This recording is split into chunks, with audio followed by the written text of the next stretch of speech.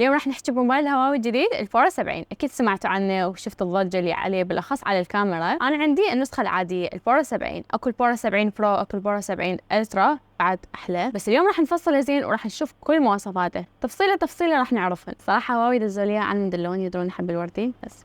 اوكي يلا خلينا نبلش. نبدي بتصميم الموبايل. بصراحه التصميم كلش انيق واللون جريء، يعني نادرا تشوف شركات تخلي هيك لون بناتي بالموبايلات، يعني هيك لون عبالك لون ازرق. بالنسبه لمحتويات الصندوق راح تلقون الموبايل وكفر خاص به بلاستيك وشاحن سلكي، راس الشاحن وهاي يعني ماكو سماعه مع الاسف. نبدي بمعلومات تتعلق بالبادي الخاص بالجهاز. فالظهر مالته يجي من المعدن والامام اكيد زجاج. وزن الجهاز تقريبا 207 غرام، ومدخل السيم كارت يقبل 2 سيم كارت، ويجي مقاوم للغبار والماء بمعيار الاي بي 68. اوكي، ويجي الجهاز بهاي الالوان، واكيد عندي اللون الوردي، وراح يجي بزجاج حمايه الكونلين جلاس 2. بالنسبه لشاشه الجهاز فتجي بقياس 6.6 انش من نوع الاولد ومعدل تحديث 120 هرتز. وبالنسبه لنظام التشغيل فيجي بنظام الاندرويد 14 بواجهه هواوي اللي هي MUI 14.2 بالنسبة لهذا الموبايل. بالنسبة للمعالج فهو الكيرن 9000S 8 نواه. وجربت شغلت على لعبة الببجي، فتح لنا هاي الإعدادات. أخليكم كل الإعدادات موجودة، بس إنه هواي يطلبون مني تشغيل الببجي على الموبايلات، فقلت أطلع لكم الإعدادات. وهالصدق أكو بيكم واجهوا مشكلة بفتح لعبة الببجي بالجهاز، فجربت لكم اللعبة تشتغل كلش طبيعي، بس لازم تربطون الحساب مالتكم بالفيسبوك وتسجلون به. بالنسبة لذاكرة الجهاز فالنسخة اللي متوفرة عندنا الرام 12 جيجا بايت، وذاكرة الوصول العشوائي 256 جيجا بايت، وما يدعم إنه نضيف له ذاكرة خارجية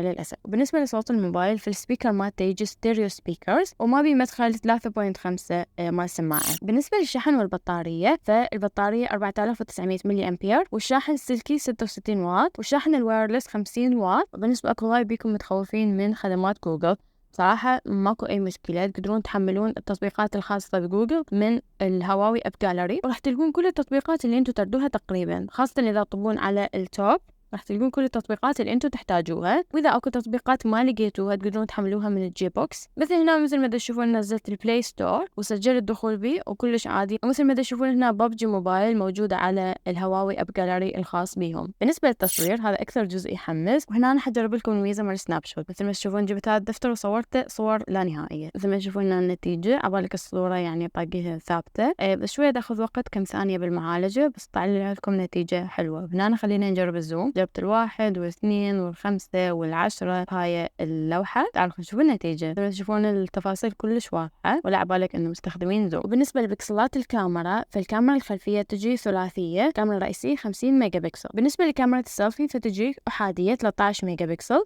والكاميرا مدعمة بالذكاء الاصطناعي. بالنسبة لإعدادات الفيديو فالكاميرا تصور لحد 4K والفريمات 30 أو 60 بحسب الدقة اللي تختاروها. وكو إعدادات ثانية للفيديو للصور هماتينا. ومميزات اللطيفة اللي ضافتها هواوي هي الاي اي جيستشر. هاي تجي على 3 انواع، مثلا هاي تخليك تسوي لقطه للشاشه، ومثلا هنا انه تقدر تتصفح بهاي الطريقه. هاي الطريقه كلش حلوه، مثلا اذا انت قاعد تاكل وما تريد تستخدم ايدك وتوسخ الموبايل. واذا تريد تدرب عليه فادخل الاعدادات من هنا واضغط على توتوريال، راح يسوي لك هيك درس بسيط ممارسه حتى تتقنها، لان صراحه هي شويه رادلها تدريب. انا حسيت شويه بمعاناه واني دا اسويها بالبدايه، بس بعدين طلعت سهله. والثالثه هي انه تقدر تسوي سكان اي كيو ار كود بس من خلال الموبايل بدون تدخل تطبيق الكاميرا او اي تطبيق ثاني. وهنا خليت هذا الكيو ار كود نجرب نسوي السكان. هنا أنا طلب شويه موافقات سويتها. الطريقه هي بانه تنقر يم الكاميرا نقره بسيطه بالاصبع. قال لي انه هذا ويب سايت ودخلت عليه. طبعا شوي عذرون النت مالتي بطيء. بالنسبه لشلون تطلبون هذا الموبايل فهذا المتجر الرسمي مال هواوي بالعراق. تنزلون هنا تلقون الهواتف، تختارون الموبايل اللي انتم تريدونه.